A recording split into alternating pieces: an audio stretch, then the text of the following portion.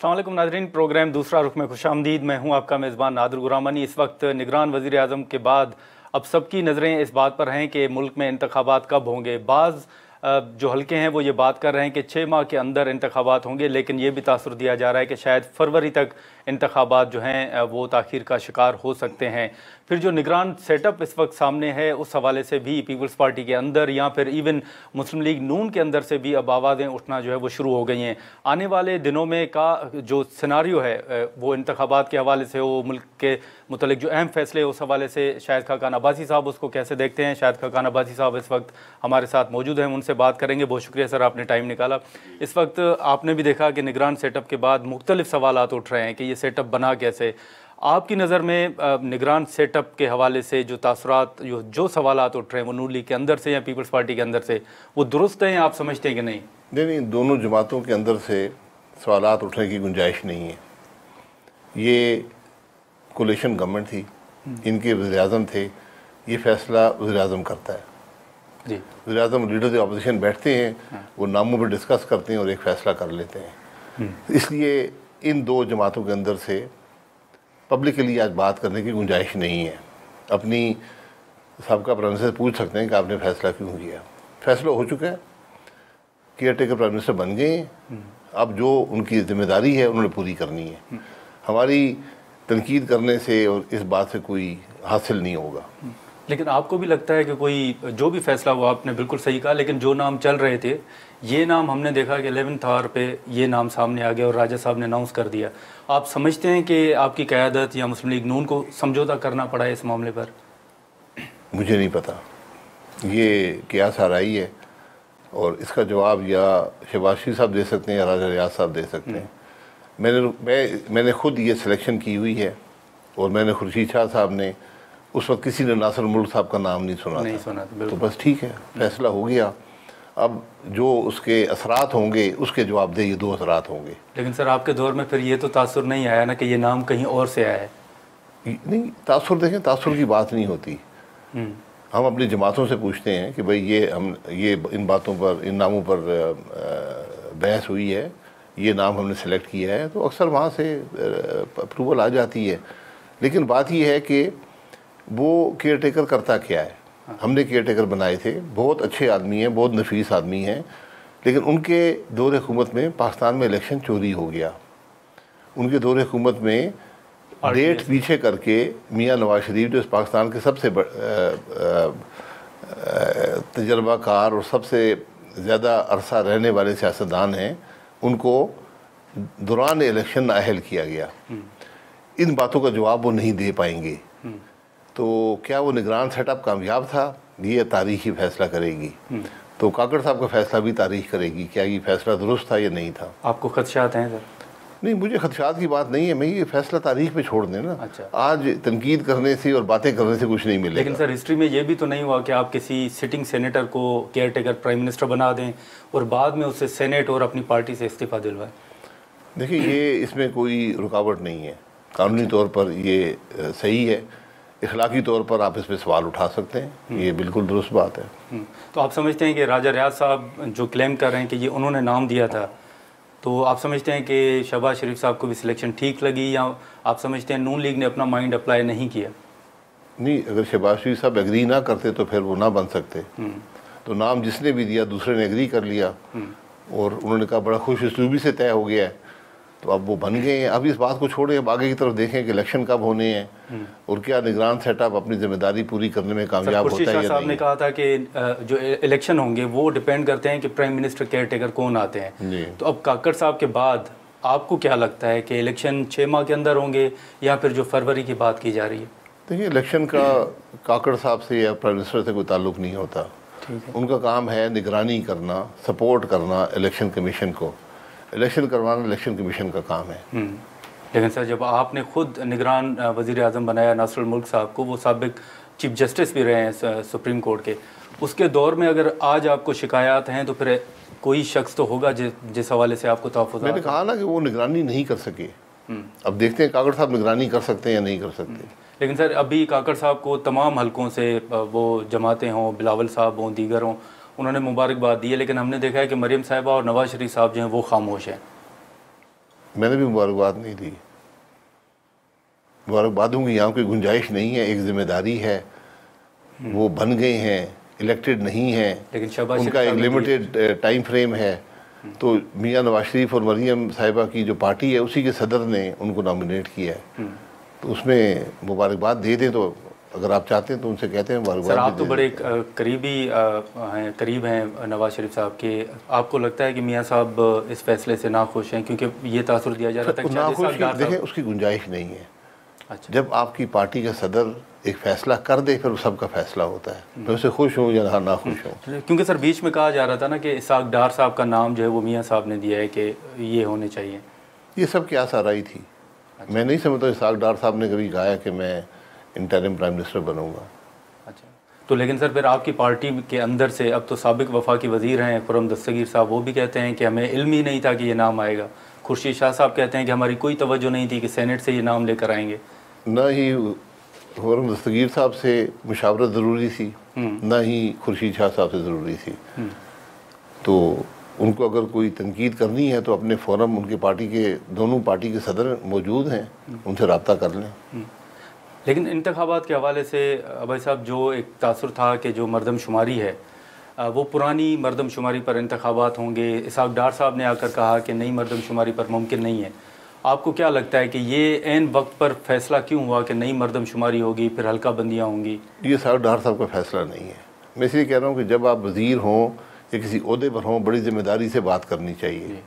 आईनी ज़रूरत क्या थी? 5 साल ये इलेक्शन रहेंगे, सेंसस हो गया है, बेहतर है नए सेंसस भी हो जाएं ताकि सबके जो तहफ़्फ़ुज़ात हैं वो ना रहें। जब सेंसस हो जाता है, अगर ना हुआ होता तो और बात थी। जब हो गया है, आपने सिर्फ रेटिफाई करना है। आइन बड़ी वाज़े इख्तियार देता है इलेक्शन कमीशन को। इलेक्शन करवाना ना फ़ौज की ज़िम्मेदारी है, ना जजों की ज़िम्मेदारी है, ना केयर टेकर हुकूमत की ज़िम्मेदारी है। ये सिर्फ़ और सिर्फ इलेक्शन कमीशन की ज़िम्मेदारी है। उनका ज़िम्मेदारी है कि फ्री एंड फेयर इलेक्शन आइन के मुताबिक करवाएं। लेकिन सर जो मरदमशुमारी इस वक्त मंजूरी दी है जिसकी CCI ने, उस पर तो बलूचिस्तान के तहफ़्फ़ुज़ात हैं, खैबर पख्तूनख्वा के हैं, सिंध के हैं। वज़ीर आला सिंध जो साबिक थे उन्होंने 3 से ज़ायद खतूत लिखे वज़ीर आज़म साहब को।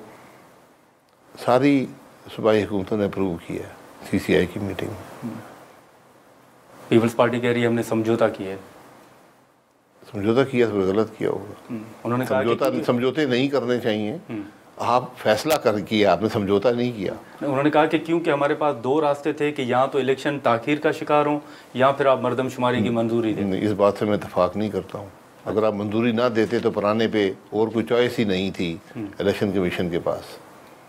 अगर आप नए सेंसस की मंजूरी ना दें फिर सिर्फ़ और सिर्फ इंतखाबात पुराने सेंसस के मुताबिक ही होते। ये बाद में जो आफ्टर थाट्स जिसे कहते हैं ना, ये सियासत में इसकी गुंजाइश नहीं होती। ठीक है, वैसे अब अगर इजाज़त दें तो यहाँ पर एक शॉर्ट ब्रेक लेते हैं नाज़रीन, और ब्रेक के बाद दोबारा यहीं से गुफ्तगू का आगाज़ करते हैं।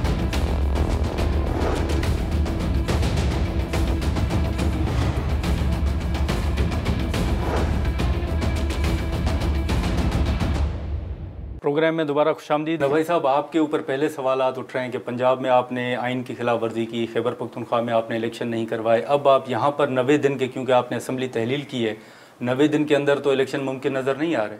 तो ये लंबी कहानी है। जो पंजाब में हुआ, जो खैबर पख्तूनख्वा में हुआ, जो सूबाई हुकूमत में हुआ, इसकी बुनियाद जो है वो आइन के अंदर है। उस सवाल का जवाब सुप्रीम कोर्ट ने नहीं दिया। सवाल ये था कि क्या असम्बलियाँ सही तहलील हुई या नहीं हुई। जब आप आइन की तशरीह करते हैं, और आइन और कानून की तशरीह सिर्फ सुप्रीम कोर्ट करता है, तो आइन की तशरीह में सबसे पहली चीज़ जो देखी जाती है कि आइन बनाने वालों की नीयत क्या थी ये शिक बनाने के लिए। ठीक है, क्या वो नीयत ये थी कि एक सुबह वज़ीर आला उठे और असम्बली तहलील कर दे, अवाम की राय की नफ़ी कर दे? मैं नहीं समझता हूँ ये उनकी नीयत थी इसके पीछे, ये शिक रखने के पीछे। इस सवाल का जवाब सुप्रीम कोर्ट नहीं दे पाई। सुप्रीम कोर्ट ने अपने आप को मुतनाज़ा बना लिया। बेंच ऐसे बनाए जिनको कोई कबूल करने को तैयार नहीं था। खुद सुप्रीम कोर्ट के जज कबूल करने को तैयार नहीं थे। इबाहम पैदा कर दिया सारे मामले पर। अगर वो फुल कोर्ट बना देते, एक फ़ैसला हमेशा के लिए मुल्क में आ जाता, ये चीज़ें सेटल हो जाती कि क्या तहलील दुरुस्त हुई। अगर दुरुस्त हुई तो फिर इलेक्शन कब होंगे। आपने पंजाब के लिए एक फैसला रखा, KP के लिए दूसरा रखा। क्या ये दो अलहदा आइन है इन दो सूबों के अंदर? फिर आपने जो टाइम फ्रेम मुकर्रर करने शुरू कर दिया, आपने इलेक्शन कमीशन के इख्तियारात में मुदाखलत शुरू कर दी, आपने पार्लिमान के इख्तियारात में मुदाखलत शुरू कर दी। ये सब चीज़ें हुई हैं। हमने इन माजी में कोई सबक नहीं लिया। जो आदमी 3 महीने बाद मुल्क का चीफ जस्टिस बन रहा था, आपने उसको बेंचों से बाहर रखा। ये कौन सी कानूनी तारीख है? सवाबदीद जो होती है वो एक प्रेसिडेंट के मुताबिक माजी में कैसे होता है, इखलाकी कदरों के मुताबिक, जो जुडिशल प्रेसिडेंट्स हैं, जो जुडिशल इदारे की कदरें हैं, उनके मुताबिक फ़ैसला किया जाता है। मैंने आज तक नहीं देखा कि कोई सुप्रीम कोर्ट का चीफ जस्टिस अगले चीफ जस्टिस को बेंचों से बाहर रखे। ये बहुत गलत प्रेसिडेंट है। सुप्रीम कोर्ट का चीफ जस्टिस अकले कुल या कादरे कुल नहीं होता, वो सिर्फ एक जस्टिस होता है जिसकी कुछ जिम्मेदारियां होती हैं। हमने ये सब मामलात ये इनमें इबाम पैदा कर दिया। लेकिन सर वो तो पंजाब और खैबर पख्तूनख्वा में तो इबाम था, लेकिन यहाँ तो सूरत हाल क्लियर है ना कि आपने असम्बली तहलील की है और आपने 90 दिन के अंदर इलेक्शन करवाने हैं। आइन पढ़ लें सर, आप बता दें। आइन में एक शिक है जी, इलेक्शन करवाना फ्री एंड फेयर ट्रांसपेरेंट, ये इलेक्शन कमीशन की जिम्मेदारी है। इन 90 डेज नहीं जी, 90 डेज एक अलग शिक है, एक ये शिक है। अगर इलेक्शन कमीशन ये समझता है कि इलेक्शन नहीं हो सकते इस पीरियड में, फिर वो एक पीरियड का तयन कर देगा। उसकी डेट का तयन ये उन्होंने करना है। इस पर सवाल उठ सकता है, वो सवाल सुप्रीम कोर्ट में उठेगा कि भाई उन्होंने कह दिया कि नया सेंसस आ गया, हम 4.5 महीने चाहिए हमें। तो ये भी जिम्मेदारी इलेक्शन कमीशन की है। सर, इलेक्शन कमीशन कह दे कि 2 साल इलेक्शन नहीं हो सकते, तो आप समझते हैं आइन के खिलाफ? उनको उसका जवाब देना पड़ेगा। अच्छा, जवाब देना पड़ेगा। अगर मामूल के हालात होते तो आपने इलेक्शन 60 या 90 दिन में करवाने हैं। अगर इलेक्शन कमीशन नहीं करवाता, ये बात हमें समझनी चाहिए कि इलेक्शन की पूरी जिम्मेदारी इलेक्शन कमीशन पे होती है। इलेक्शन कमीशन अगर कहे मैं नहीं करवा सकता, फिर उनको सवाल पूछ सकते हैं अदालत में, उसका जवाब वो दे देंगे। तो हल्का बंदियों में आप कितना क्या समझते हैं कि जैसे पीपल्स पार्टी कह रही है कि मैक्सिमम कोई 2 माह उसमें दरकार होंगे, आपका तजर्बा क्या कहता है कि मामला कितना लंबा जाएगा? इलेक्शन पीपल्स पार्टी ने नहीं करवाने, इलेक्शन कमीशन ने करवाने। जहाँ तक मेरी नॉलेज है कि कौमी हलकों में जो सीटें हैं सूबों की, वो कम या ज़्यादा नहीं होंगी, वही सीटें रहेंगी। बलूचिस्तान की भी सर 5 जो कम हुई हैं कहा जा रहा है। मैंने नहीं सुना। मैंने जो मेरी नॉलेज है, मैंने इसलिए कहा जो मेरी नॉलेज है कि कोई भी तब्दीली नहीं होगी, क्योंकि उसके लिए आपको फिर आइनी तरमीम भी चाहिए। अब जो सीटें हैं, क्योंकि आबादी का तनासुब शायद बदल गया हो, तो फिर उस तनासुब से सीटें भी एडजस्ट हो सकती हैं। एक ज़िले की सीटें दूसरे ज़िले में जा सकती हैं, ये एक ज़िले का कुछ हिस्सा दूसरे ज़िले में जा सकता है। तो ये एक तब्दीली उसके अंदर आएगी। ज़्यादा असर मेरा ज़ाती ख्याल है कि सूबाई सीटों पर पड़ेगा, क्योंकि उसमें अगर कोई तनासुब में तब्दीली आ गई है तो शायद एक ज़िले से सीट कम हो जाए। जब एक ज़िले से सीट कम होगी, जैसे अगर पिंडी ज़िले की 14 सीटें, एक सीट कम होती है तो अब बाकी इलाका 13 सीटों में तकसीम करना पड़ेगा। वो एक बड़ी तब्दीली आएगी। तो ये सर अगर मार्च से आगे जाता है तो सेनेट का मामला भी आपके सामने है? जी, सेनेट का मामला है, सदर का मामला भी उसमें फंसा हुआ है, ये सब मामलात हैं। तो उसमें कोई आईनी गुंजाइश निकल सकती है? सदर का तो आज़म नज़ीर तारड़ साहब कहते हैं कि वो कंटिन्यू करेंगे जब तक नए सदर नहीं आते। जी, सही बात। तो सेनेट का सर क्या होगा? सेनेट भी कंटिन्यू करेगी, आधी सेनेट तो मौजूद है। लेकिन इलेक्शन आप नहीं, जब तक इलेक्टोरल कॉलेज नहीं होगा तो इलेक्शन तो आप नहीं करा सकते ना, तो सेनेट चलती रहेगी। अच्छा, नए इलेक्शन के बगैर, नए सेनेटर्स के इंतखाब के बगैर वो कंटिन्यू कर? जी, आधी सेनेट, इसलिए ये परमानेंट बॉडी होती है। सेनेट हमेशा आधी चेंज होती है हर 3 साल के बाद। अच्छा, तो वो तब्दील आधी होती है, एक तिहाई होती है, मुझे अब याद नहीं है, वो तब्दील होती रहती है। तो चूँकि कौमी असम्बली भी नहीं है तो फिर लेजिस्लेशन तो वैसे भी नहीं हो सकती, तो इसलिए कोई इतना फ़र्क नहीं पड़ेगा। ठीक है, वैसे अब अगर इजाज़त दें तो यहाँ पर एक शॉर्ट ब्रेक लेते हैं नाज़रीन, और ब्रेक के बाद दोबारा यहीं से गुफ्तगू का आगाज़ करते हैं।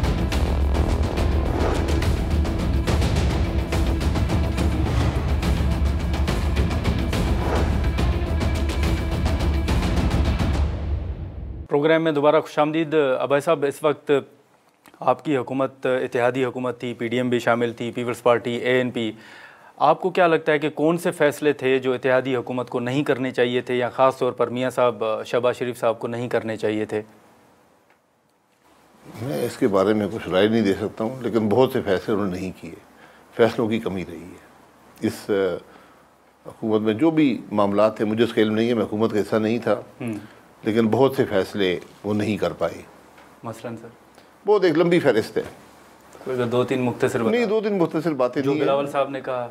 नहीं, देखें, ये हर फैसले मौजूदाना नहीं होते जिससे मुल्क के सारे मामला ठीक हो जाते हैं। छोटे छोटे फैसले आपको करने पड़ते हैं। यानी पेट्रोलियम में फैसले नहीं हुए, पावर में फैसले नहीं हुए, फाइनेंस में फैसले नहीं हुए, पोस्टें नहीं भरी गई। ये एक लंबी फहरिस्त है।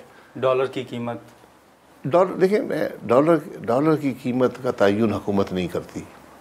डॉलर की कीमत का तयन हुकूमत की पॉलिसीज़ करती हैं कि वो क्या असर देती हैं बिजनेस कम्युनिटी को, अवाम को कॉन्फिडेंस देती हैं, नहीं देती। उसके बाद डॉलर सप्लाई डिमांड का इशू आ जाता है। ठीक है।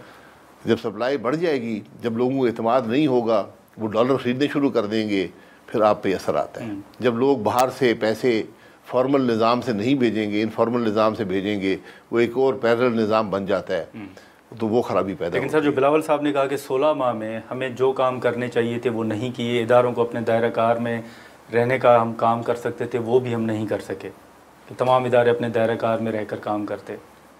बिलावल साहब अब पिछता सकते हैं, हुकूमत का हिस्सा थे, वहाँ पर बात करनी चाहिए थी। अब तो मैं और आप और वो तीनों मिल के पिछता सकते हैं, वो तो कुछ नहीं कर सकते। तो नून लीग को सर कहाँ समझौते करने पड़े आपकी वजह से? पार्लियामान में जाते जाते जो आपने कानून साजी की, army act, official secret act, दूसरे जो बिल, फौजदारी कवानीन में आपने तब्दीलियाँ की, तरमीम की, ये जाते जाते इतनी कानून साजी, माजी में आपने एक पीका कानून बनाया था, वो आपके खिलाफ इस्तेमाल हुआ, हमारे खिलाफ भी इस्तेमाल हुआ।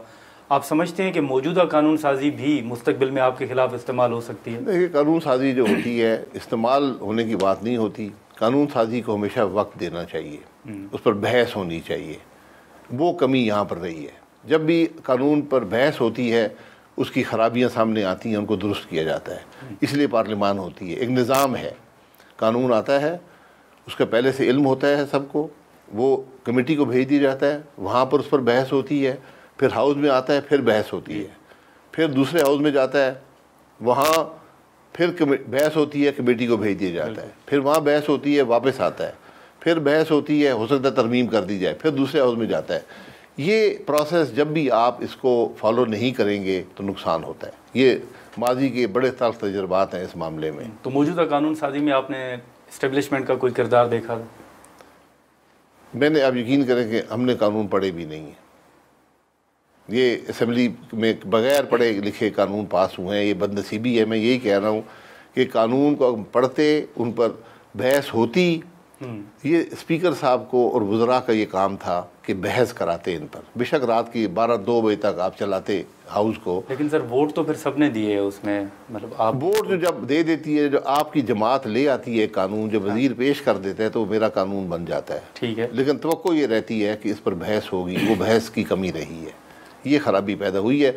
हो सकता है कानून बहुत अच्छे हों जी, लेकिन मुझे इतने कानून आए हैं कि कम से कम मैंने वो सारे नहीं पढ़े हैं, ना मैं उनके असरात से आगाह हूँ। लेकिन खदशात हैं?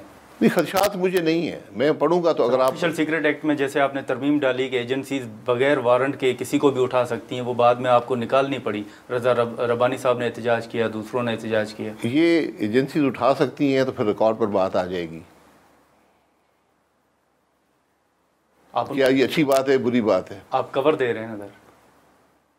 फिर मेरी बात तो समझे नहीं है। रिकॉर्ड पे तो आएगा ना सर। बताएगा कौन कि आपको उठा के ले गए? सर कौन बताएगा? जो भी बताएगा, आपको बताना तो पड़ेगा ना। आपको वारंट की ज़रूरत नहीं है, लेकिन आपको कुछ नोटिस तो देना पड़ेगा ना, किसी को बताना पड़ेगा कि ये फलानी एजेंसी ने फलाने आदमी को उठा लिया है। आज तो मिसिंग पर्सन वाली बात है ना, कि पता नहीं है किसने उठाए हैं, कहाँ पर लोग हैं। तो अब जो भी उठाता उस कानून के तहत कम से कम रिकॉर्ड पे तो आता जी फलाने आदमी को फलानी एजेंसी उठा कर ले गई है। आपको वारंट की ज़रूरत नहीं है। कम से कम मेरी इंटरप्रिटेशन ये थी उस कानून की, तो वो उसमें कम से कम ये बेहतरी ज़रूर आती कि वो बंदा कहाँ पर है, किसके पास है। तो ड्यू प्रोसेस में मदद मिलती है इन मामला। कोशिश बेहतर थी आपके ख्याल में? कम से कम जो मैंने उसका पढ़ा था, पता नहीं रज़ा रब्बानी साहब ने क्या पास किया है।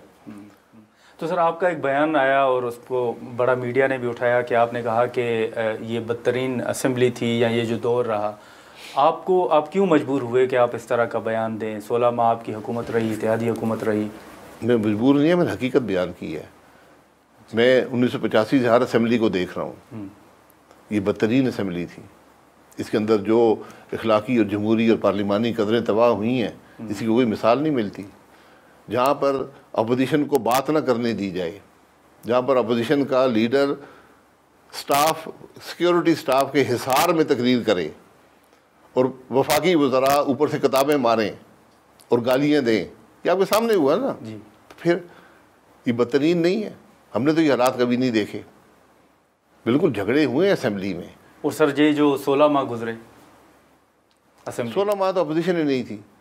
हाँ। एक छोटी अपोजिशन रह गई थी, जो असल अपोजिशन जिसको होना चाहिए था, जो इक़्तिदार में रहे 3 साल और 8 महीने।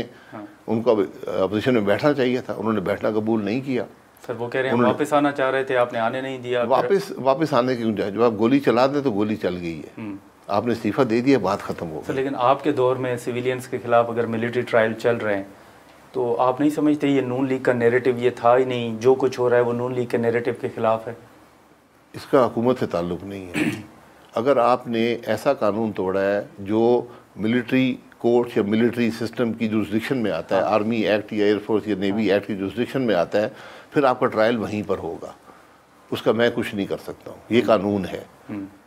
इसलिए ऐसे मामलात को हमेशा, मुझे नहीं पता किसका ट्रायल हो रहा है या नहीं हो रहा, ये सब बातें हमने सुनी हैं, लेकिन अभी तक किसी का नाम नहीं आया कि किसका ट्रायल मिलिट्री कोर्ट में हो रहा है।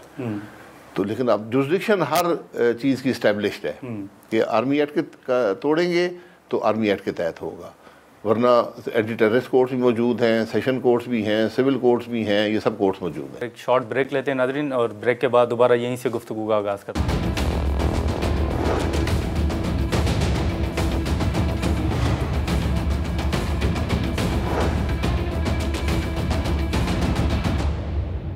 प्रोग्राम में दोबारा खुशामदीद। अबाई साहब, इस वक्त जो चेयरमैन पीटीआई के साथ हो रहा है, आप बतौर सीनियर सियासतदान समझते हैं कि सियासतदानों के साथ ये रवैया दुरुस्त है? क्या हो रहा है? जेल में है, नाहिल जेल में भी जेल गुजार गए, लेकिन ये अलमिया नहीं है सर कि 75 सालों में किसी एक वज़ीर आज़म ने अपनी मुद्दत पूरी नहीं की। किसी एक वज़ीर आज़म ने ये दावा कभी किया कि मैं दूसरों को जेल में डाल रहा हूँ? लेकिन ऐसे भी वज़ीर आज़म आए हैं जिनके दावे थे और वो बड़े फ़ख्र से कहते थे आज मैंने फ़लाने को अंदर कर दिया है। तो ये बदनसीबी है कि यार वज़ीर आज़म जेल जाता है। काकड़ साहब भी तैयार रहे मेरे ख्याल में। इंटरिम अभी तो कोई नहीं गया, लेकिन बाकी तो सब अल्हम्दुलिल्लाह जेल गुजार। लेकिन आपने इंटरिम को देखें आज़ाद छोड़ा हुआ है। आज आप कहते हैं नासरुल मुल्क साहब के दौर में आरटीएस जो वो बिठाया गया, बल्कि लेकिन आपने छोड़ा हुआ? नहीं, हमने तो नहीं छोड़ा हुआ। मैं तो बात कर रहा हूँ कि निगरानी वो नहीं कर सकी। निगरानी ना करना तो जुर्म नहीं है ना। खुर्शीद शाह साहब ने भी कहा था कि हमने देखा कि ये जज रहे हैं और ये बेहतर रहेंगे, लेकिन उन्होंने उनके दौर में आरटीएस जी निगरानी नहीं हो सकी। ये अब ये क्राइम तो नहीं हुआ ना, वो अपनी जिम्मेदारी पूरी नहीं कर सके। तो वज़ीर आज़म तो उसमें लिखा होना चाहिए कि जेल जाएगा, वो खुद ही चला जाया करे जब काम खत्म हो तो 4 से 8 महीने। केयर टेकर का भी होना चाहिए। नहीं, केयर टेकर को मत जान लें। केयर टेकर मासूम लोग होते हैं। अच्छा चले सर, आपके लेकिन जो आपने बदतरीन असेंबली की बात की, तो अगर काबीना की बात करें तो आप समझते हैं कि वो भी एक बहुत बड़ा सवालिया निशान था? वो फिर चेयरमैन पीटीआई के दौर में था या आपके दौर में काबीना थी? काबीना में, अपनी काबीना में मैं तनकीद करने के काबिल नहीं हूँ, क्योंकि मैं खुद उसका हिस्सा हूँ। मेरी जमात है, मेरी जमात इक़्तिदार में, मेरी जमात के सदर जो हैं वो वज़ीर आज़म हैं। तो मैं तनकीद बंद कमरे में तो कर सकता हूँ, बाहर आकर नहीं कर सकता। ये पार्लिमानी अदाब होते हैं। तो बंद कमरों में आपने राय रखी? जी, राय हमेशा दी है। जो भी राय आई है, राय दी है, उसको मानना ना मानना उनका काम है। लेकिन सर, जो मियाँ साहब जितनी सख्त बातें करते थे, मरियम नवाज साहिबा सख्त बातें करती थी, इन 16 माह में हमने देखा कि पेट्रोल की आप कीमतें देखें कि कितना इजाफा हुआ है। कहीं भी सर वो नैरेटिव, वो बयानियाँ, वो एग्रेसिव पॉलिटिक्स जो मरियम साहिबा, नवाज शरीफ साहब करते थे, वो नज़र नहीं आई इन 16 माह में। देखिए, कुछ हकाइक होते हैं जी। पेट्रोल की हकीकत मैंने बारहा कोशिश की है समझाने की हर एक को, लेकिन हम समझना चाहते नहीं हैं। पेट्रोल की कीमत में 11 चीज़ें उस पर असरअंदाज होती हैं। 11 प्राइस एलिमेंट्स हैं। कम अज़ कम 11 में से हुकूमत सिर्फ 2 पर असरअंदाज होती है, बाकी सब मार्केट डिटरमिन करती है कि पेट्रोल की कीमत क्या होगी। वो 2 चीज़ें हैं, आपका GST जो कि आज सिफर है, हुकूमत कोई GST नहीं लेती, और पेट्रोलियम डेवलपमेंट लवी जो 50 या 60 रुपये है। उसके बाद जो प्राइस है पेट्रोल की वो मार्केट डिटरमिन करती है। जब भी आप इस निज़ाम को छेड़ेंगे तो ख़राबी पैदा होती है। लेकिन सर, एक मुसद्दिक मलिक साहब ने जो कहा था कि रूस से जो तेल आ रहा है उसको आप किस नज़र से देखते हैं? इसका जवाब वही देंगे। मैं इसका जवाब देने से मुसद्दिक मलिक साहब से अगर हट के बात करें तो जो रूस से तेल आया है उससे कोई असर पड़ेगा? नहीं, कोई असर नहीं पड़ेगा। कीमतें इसी तरह बढ़ेंगी? बहुत मामूली असर। फिर फायदा क्या हुआ? बहुत मामूली असर। भाई आपने तेल लेना है ना यार, रूस से ले लें, किसी से ले लें, जो सस्ता देता है उससे ले लें। आपकी बेशतर तो एक से इम्पोर्ट होती है ना, सिर्फ एक रिफाइनरी वो तेल ले रही थी, उसका बहुत मामूली असर। अगर आप सस्ता भी आपको मुफ्त भी मिल जाए ना, बड़ा मामूली असर, 1 रुपये से ज़्यादा का असर नहीं आएगा। अच्छा, तो लेकिन सस्ता तो सर आपको मिल गया, लेकिन आवाम को फ़ायदा तो आपकी नज़र में नहीं? मेरे भाई सस्ता था या नहीं था ये वक्त ही बताएगा, लेकिन मैं कह रहा हूँ कि ये तवक्को रखना कि उससे तेल की कीमतें गिर जाएंगी। जब से वो आना शुरू हुआ है 50 रुपये बढ़ गई है। तो उस ये मार्केट है, ये तेल की मार्केट है। इसका ना रूस के तेल से ताल्लुक़ है, ना इसका हुकूमत की किसी कारकर्दगी से ताल्लुक़ है। ये बात का हमें एहसास होना चाहिए। सर, ये जो 16 माह गुजरे, इसमें जैसे हमने वोट को इज्जत दो का एक नैरेटिव था मुस्लिम लीग नून का, जैसे एग्रेसिव सियासत का जिक्र किया, आप नहीं समझते कि अब जब आप इलेक्शन में जाएंगे मरियम साहिबा या मियाँ साहब, तो आपको नुकसान होगा, सवालात होंगे आपसे? अवाम हर सवाल करते हैं, लेकिन मेरा ख्याल है कि अवाम ज़्यादा सवाल महंगाई का करेंगे। वोट को इज्जत दो का नैरेटिव जो था वो आज भी कायम है। वोट को इज्जत देनी चाहिए, इलेक्शन चोरी नहीं होने चाहिए, वो अपनी जगह पर है, वो एक मुस्तकिल बात है। लेकिन असल बात ये है कि आपने हुकूमत में क्या किया, ये सवाल उठेगा। ये बोझ मुस्लिम लीग नून को उठाना है। अच्छा, तो आप समझते हैं सर कि ये जो कुछ इस वक्त हो रहा है, इलेक्शन में ताखीर, ये एक पार्टी को साइडलाइन करने की कोशिश है जो तहरीक इंसाफ वाले दावा कर? पता नहीं, ये दावे तो हम सब करते हैं, किस तरह साइडलाइन होगी? आज 3 महीने बाद ना हो, 5 महीने का इलेक्शन हो, क्या फ़र्क पड़ता है? उससे कोई साइडलाइन नहीं होता। अच्छा, लेकिन सर जो मियाँ साहब ने वापस आने का आपने देखा, नवंबर दिसंबर में एक ऐलान हुआ था, तारीख दी गई, आप कब देख रहे हैं कि मियाँ साहब वापस आ रहे हैं? ऐसा कोई ऐलान मैंने नहीं सुना है। आपने? मैंने नहीं पता इस बात। नवंबर दिसंबर की तारीख दी गई थी कि शायद नवंबर दिसंबर 2022 की? जी, वो साल गुजरने लगा है जी। ये जावेद लतीफ़ साहब का शोबा है, वो ऐसे बयान देते रहते हैं। सर आप उनसे मैं पूछता रहता हूँ, अब मैंने हर हफ्ते उनसे पूछना शुरू कर दिया है। सर आप मियाँ साहब, मैं कहता हूँ कि मियाँ साहब आपको कोई इतला आई है? तो आखिरी जो मेरी उनसे बात हुई, उन्होंने कहा कोई इतला मेरे पास। सर आप मियाँ साहब से डायरेक्ट क्यों नहीं पूछते? जी, मियाँ साहब से क्यों नहीं पूछ लेते? नहीं, ये फैसला मियाँ साहब ने करना है। ये सवाल नहीं है। बीमार वो हैं, आने का फैसला इलाज करवा कर या इलाज के बगैर ये फैसला वो खुद करेंगे। ये ना जावेद लतीफ़ साहब कर सकते हैं, लेकिन शोबा उन्होंने उठाया। ये सर, ये 2 मुख्तसर सवाल होंगे कि निगरान सेटअप के लिए आपकी नज़र में सबसे बड़ा चैलेंज क्या होगा? इलेक्शन करवाना साफ शफाफ, वो तो आप कह रहे हैं इलेक्शन कमीशन का काम है, मईशत या क्या कौन से मामलात हैं आपकी नज़र में कि निगरान हुकूमत काकर साहब के लिए बहुत बड़ा चैलेंज होगा? हर काम करना पड़ेगा जहाँ पर मुल्क के हालात हैं आज आप, और आपको इख्तियारात भी दिए गए हैं हर किस्म के, तो अपना काम करें, हुकूमत चलाएं, अगली हुकूमत के लिए आसानी पैदा करें। सर, ये जो मियाँ साहब ने बयान दिया शहबाज शरीफ साहब ने कि वो गुज़िश्ता 30 बरस से इस्टेब्लिशमेंट के आंख के तारे हैं, ये किस कॉन्टेक्स्ट में आप सब? उन्होंने कहा कि मैं मजाक कर रहा था, उन्होंने कह दिया ये बात। मैंने सीरियसली ये बात नहीं कही थी, ऐसे ही जैसे जिक्र किया जाता है बातों का, बातों में। लेकिन सर आप पार्लिमान के अंदर भी मौजूद हैं, वहाँ भी एक तासुर दिया जाता है कि शायद अभी भी जो मुक़्तदिर हल्के हैं उनको नवाज शरीफ साहब काबिल कबूल नहीं है, बल्कि शहबाज शरीफ साहब है। पता नहीं, मुक़्तदिर हल्कों ने अगर बनाना है तो फिर मुक़्तदिर हल्के ही बना लें।